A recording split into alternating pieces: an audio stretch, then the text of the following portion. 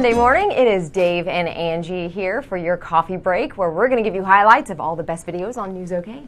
We are, indeed. I think they started rolling on that when I was still adjusting my car, so that's a good start to this. Anyways, coffee break, it's Monday. It's a whole other week of video that you can find here on Newsok.com, as well as other information on Newsok.com, such as a follow from last week's weather, where it was forecasted 3 to 6 inches of snow in Oklahoma City, and not so much, really. Yeah, it definitely, in Edmond, where I live, there were some snow flurries on Saturday and late Friday night, but no ice. Saw a little bit of sleep Friday night at one of the places I was at. In fact, one of the bartenders I was talking to there said, all the weather forecasting really is hurting our business. There's nobody here that's going to affect the tips and all that stuff.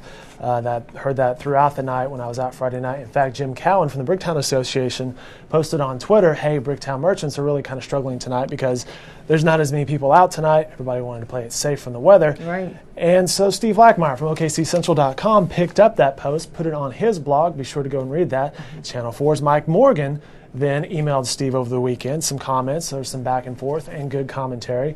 Mark Shannon from KTOK even weighed in on this discussion. He's actually the voice of reason, believe it or not. And it is an interesting discussion that when weather is forecasted, it does affect businesses because people tend to stay inside. Good for the grocery stores when people stock up. Sure. Bad perhaps from the entertainment standpoint. But I think given the May 3rd events, we all kind of have to pay attention to the weather and just from a safety issue. Right, yeah. And I know outside of the metro it was a little icy. I heard that there were some accidents on the highways. But in the metro, I think we were okay. So I don't know. That's a good discussion. Go to OKCCentral.com to read that. Post a comment, read some comments, and all that stuff. In the meantime, it's nothing but net on Newsok.com. The Sooner women advanced to the Elite Eight after a big win over Pittsburgh. Our sports team breaks down the game. And Jenny Carlson spoke with Sooner star Courtney Paris about last night's showdown on the hardwood and the team's home court advantage. To come out and play as well as you guys played early, how important was that? It was really important, and having that fan base behind us and having that advantage, we really looked at it and said, hey, they're going to cheer for us, but we got to give them something to cheer about. So I'm glad we came out there and kind of got everybody into it. Now on to the Sooner men. The season ended for Blake Griffin and his teammates.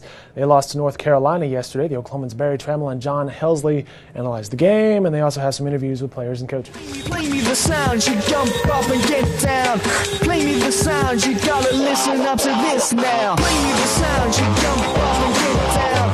Play me the sound, you gotta listen up to this now. And while most eyes are on the NCAA brackets, some NBA fans are watching the dance team brackets. Our own Thunder Girls made it past the first round, but lost to the San Antonio Spurs Silver Dancers. You can watch highlights from the Thunder Girls routines on Newsok.com. What's happening? Hot stuff? That's hot. Okay, back to the weather. No, I'm just kidding. Enough of that. All right, now it's time to turn our attention to the warmer weather and fun in the sun.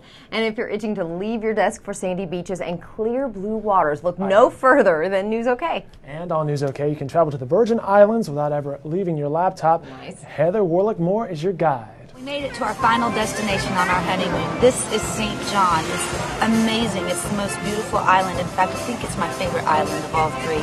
It's the smallest island. There's only about 5,000 people living here, but really it seems like it's the most lively to me, maybe because everyone's in one area.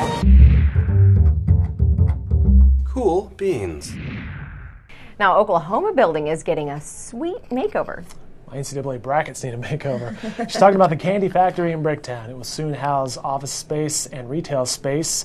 This story, of course, brought to you by who else? Steve Lackmeyer. Yes, hopefully they'll still have little candies all around. Now you can learn more about the remodel in tomorrow's Oklahoman and online at newsok.com. And more from Steve at OKCCentral.com. See ya.